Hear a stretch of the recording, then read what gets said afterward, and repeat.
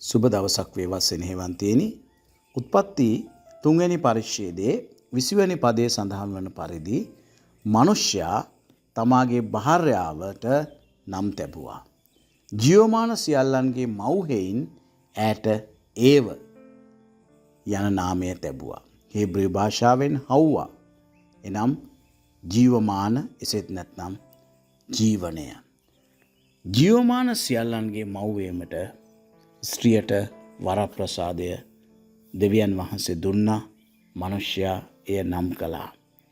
ස්ත්‍රියත් පුරුෂයාත් ලෙස දෙවියන් වහන්සේගේ සමානත්වයේ ස්වરૂපය ඔවුන්ට දීලා ඔවුන්ව දෙවියන් වහන්සේ ඊටාම උසස් තත්වයේ තැබුවා.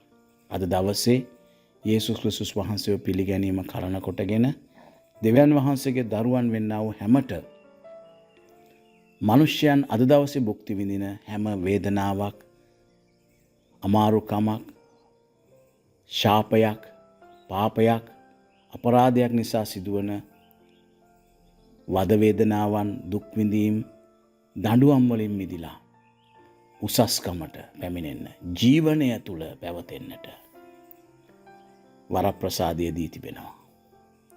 ඒ වරප්‍රසාදය දෙවියන් වහන්සේගේ පුත්‍ර වූ යේසුස් ක්‍රිස්තුස් වහන්සේගේ කුරුස පූජාව පිළි අරගෙන උන්වහන්සේ කුරුසියේ මර බව, තැන්පත් කරනු ලැබ 3 වෙනිදා මලවුන්ගෙන් උත්ථාන වූ බව විශ්වාස කරන සැමට දිව්‍ය උරුමය, දේව පුත්‍රකමේ උරුමය ඇතුළුව සදාතන ජීවනය නියම කර තිබෙනවා. එය අපට ලබන්නට වාසනාව වේවා. යේසුස් වහන්සේගේම උසස් නාමයෙන් ආමේන්.